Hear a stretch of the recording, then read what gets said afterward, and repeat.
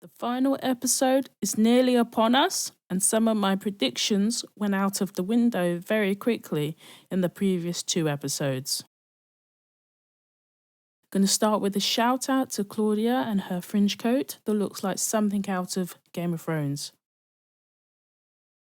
Well, that was the shortest and most anticlimactic revenge arc I've ever witnessed.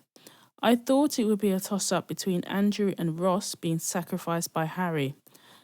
I could easily see why either of them could have been banished, but I didn't think it would happen until episode 11. I thought Ross might have chilled out for the day, which would have seen Jasmine banished, but he didn't help himself. The problem for Ross was people were suspicious about him before. Zach was really on both Ross and Jasmine's case, but Ross ended up helping his own banishment.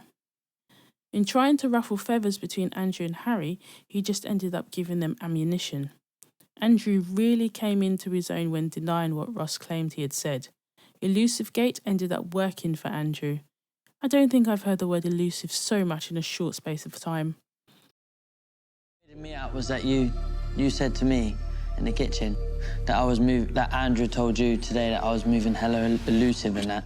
Elusive? When have we ever heard me say the word elusive? I heard it an hour ago. Someone's clearly lying there, like, that's what I mean. What's going on?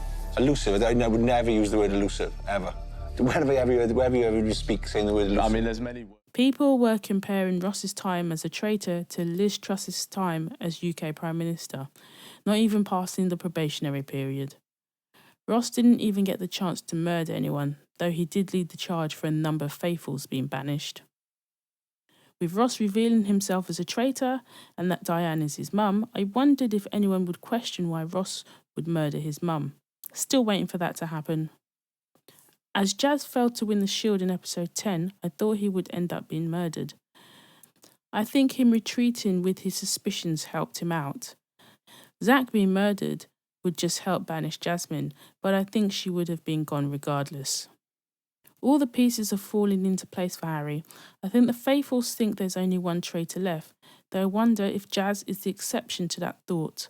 I don't know if Jazz still has any suspicion towards Andrew, but he definitely does about Harry.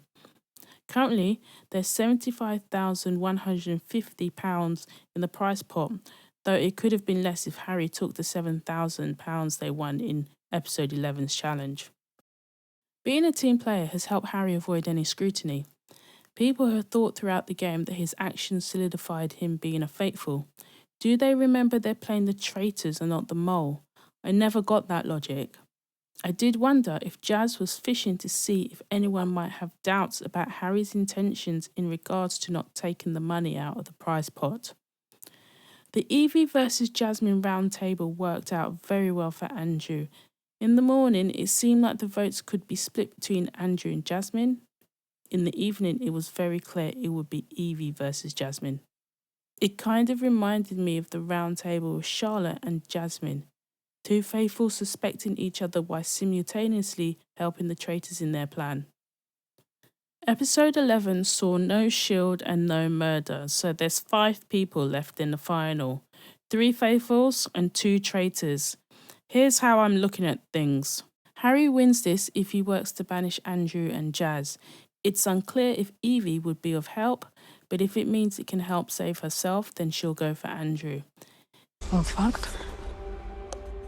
Evie is in trouble because the others might cling to Zach's theory, so she could be banished first. She needs to figure out and remember her conversation with Jazz, then she might have a chance of saving herself. Jazz needs Evie's help and to a lesser extent Andrew's too. That's the only way they can get Harry, but that move could also lead to Andrew winning, if Jazz no longer suspects him. Molly has no chance of winning the money unless she does a complete 180 on Harry, and all signs point to her having complete trust in him. Molly, I don't think she'll ever turn on me. 100% I trust her.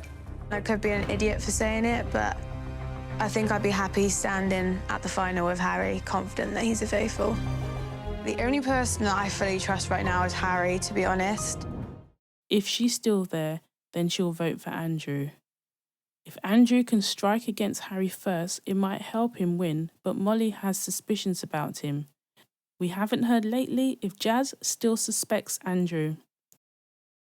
The key thing here is if the faithfuls believe there is one or two traitors. It's looking like one of the traitors will take the win unless something big happens. Not long before we find out. It was nice of them to end on a relaxing and touching dinner party before the last episode. As we know, the banishments will continue until they're confident there's no traitors left. I'd be very surprised if Harry doesn't win. But I also thought this about Wilf, and look how that turned out in season 1. Who do you think will win?